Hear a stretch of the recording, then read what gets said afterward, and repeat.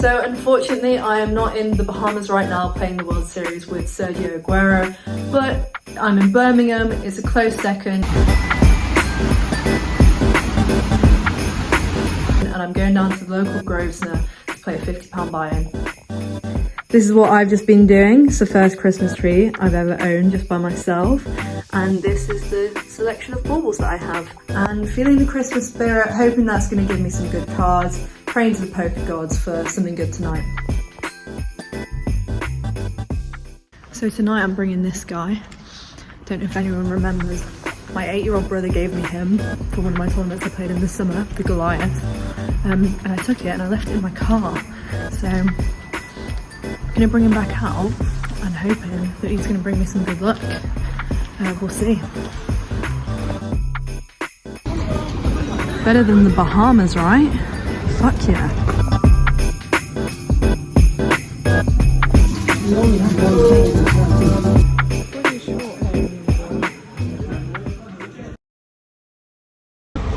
That was like the worst session I've ever had. Fine. That wasn't just the worst luck I've ever had, that was the worst table I've ever sat at. There was one guy giving hand breakdowns after every hand he played. He's like, shut up. And there was another guy who was really rude to the dealer, and he kept winning every hand. He kept having the nuts on every single hand. So I called ace-3 on the big blind. Flop was 7-3-3. Check, raise. There were 3 calls up to me. I re-raised to about 3 or 4 times. I got 1 caller. 5 on the turn. I continued from 30% pot. He called. River was a 7, so double pairing on the board now. I thought about it for a while. But like, what does he have here other than a 7? So essentially, there was no flush draw. Possibility of a straight draw. But yeah. So I checked, he shoved all in, and I folded, and he showed me the 7.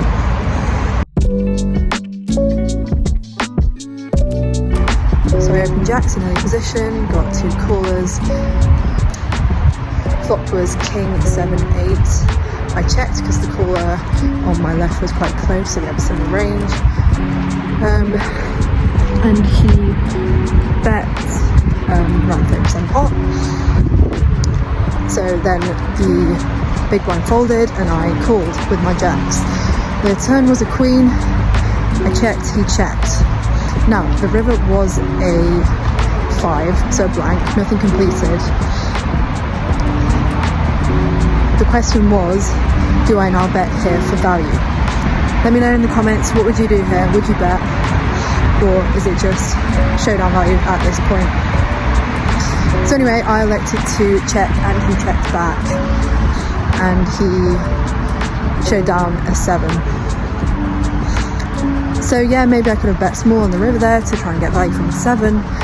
But also with the king and the queen out there, kind of difficult. So yeah, let me know what you think. But that was pretty much the only pot I won of the night. So I plugged this in the solver, and although it's not exactly the same situation, it's a similar one. And here on the river, most of the time it goes for a small bet for the jacks. So it's going for that really thin value, betting 1 into a pot of 11. Let me know if you agree with this. Oh, we're back. What a absolute shit show that was. Terrible table etiquette from the people at my table. Not good vibes, didn't like it at all. But yeah. So I was quite short for a while. I had around 20 bigs, and there was a decision I had to make. There was a limp from early position, a raise and a 3-bet. I was on the button with pocket 8s. What are you doing here? Shoving, calling, folding. I went for the fold. I thought the guy that 3-bet was likely to have something strong. The limper could have had something strong. The raiser could have had anything. He was very loose. But the 3-better was likely to have something strong, I reckon. So I folded the ace. In my opinion, I'd rather be going all in with an ace there, just because of the blockers. But then that led on to me picking up ace jack. There was a limp early position, middle position raise, no 3-bet, but it was me with ace jack offsuit, and I shoved all in. I only had 10 bigs at this point. Anyway, there was a fold call. He had ace queen and I did not hit anything. So that was me out. So Merry Christmas to me. Let's hope it goes better next time.